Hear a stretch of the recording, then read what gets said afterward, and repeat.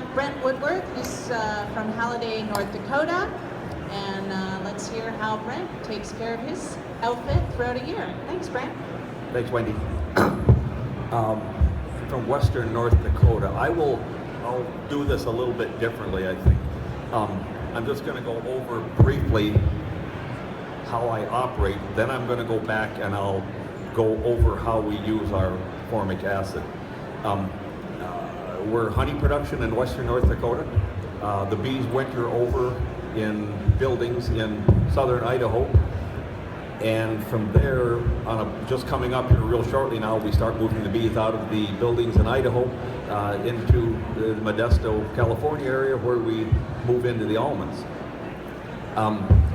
The way that we use formic acid, we've been using it since 1992.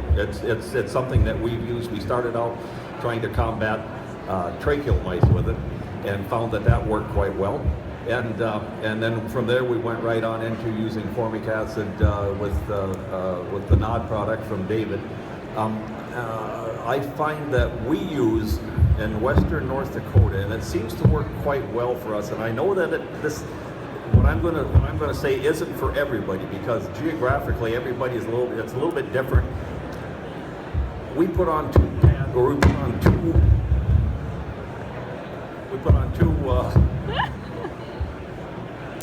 That's my mic doing it? Yeah, maybe move it back a little bit. Is that better? Okay, there we go. Okay. We use 2 pads of Mite Away Quick Strips twice a year. Both times in North Dakota. On about the 1st of May, all of our bees hit the ground from California. Strong, they're good. They are immediately fed. I don't care how heavy they are, I don't care how heavy the trucks were, they get a feeding. That takes about 4 days. After the feeding is done, the bees are in their respective yards where they're going to be for the summer. 2 Mite Away Quick Strips go on. And I can't get to them in 7 days. I can't get there quick enough to get them all off. Some of them stay on for a couple of weeks. That's just the way it is. The formic acid comes off when we get to it. We go through summer, and starting just as soon as we can get the last of the honey pulled off, I'll start another crew around putting formic acid on again in the fall. When we do it in the fall, I put an empty, all the honey is off. We operate in a story and a half, a 6 or 9 5/8 lower and a 6 5/8 upper brood chamber. Of course, the formic acid goes in between. I'm really careful. I'm a regular kind of beekeeper that I like to experiment and try things and find out that a lot of times things don't work real well. I find that if I follow the directions on the container, it seems to work really well. Everybody has different kind of equipment. Our pallets, for what we've got, I've got a small 4-inch entrance by 5/8 high. With that, we need more air volume in there. The bees need to be able to move the formic acid around.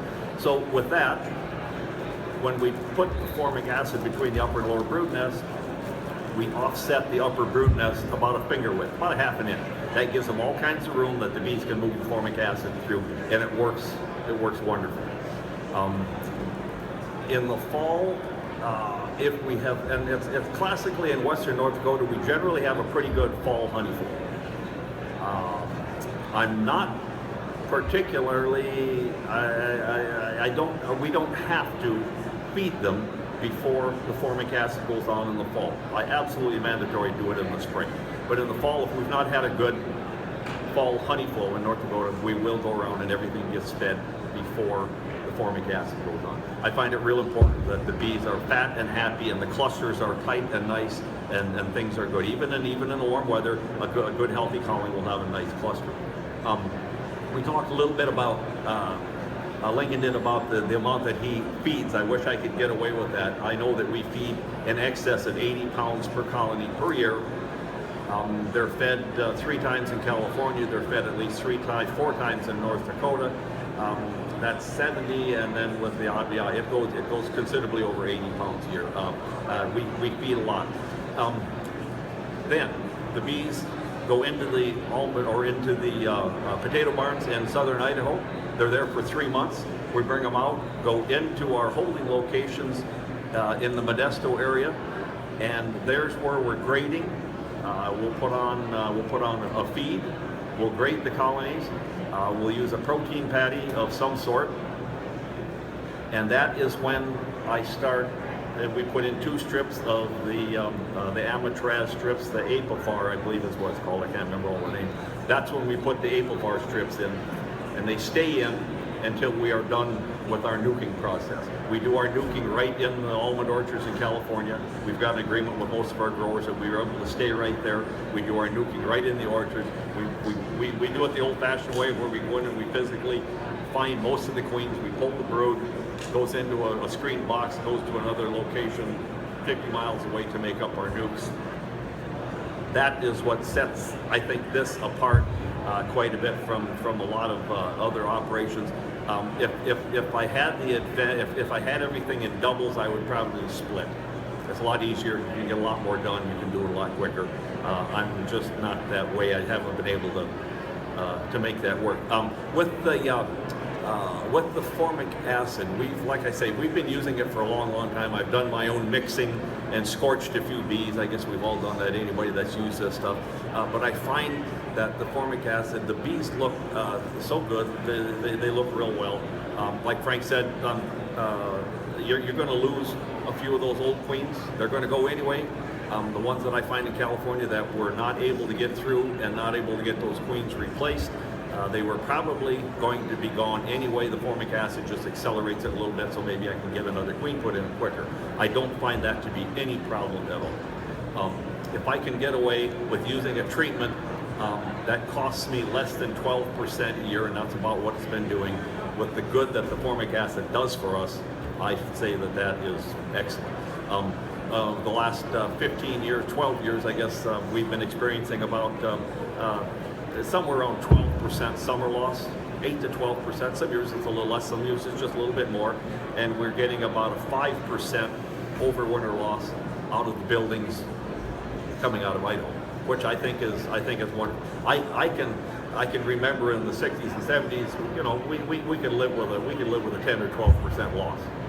It's pretty hard to live with a 30, 40, 50% loss, and I see them go higher than that. So this keeps us right in line. A couple of things about formic acid, as everybody knows, it's kind of a pain. It's kind of labor intensive, but it does a superb job. We have used it for a long time. If it didn't work, I surely wouldn't be using it. I'd go somewhere else and do something else. Now, I do know that there are other methods that work just fine. There's other things that work just fine, and if you find that fairy dust kills the viral mites, then just make sure you use it on time. That's what I say. And that was one of the things that I'm really really careful about, is that the timing to keep the mite levels low. Keep your mite levels low. Most anything doesn't want to kill mites if your levels get extremely high. That's our operation. Thank you very much. I have a question for you regarding your requeeding process. Can you describe that a bit for us?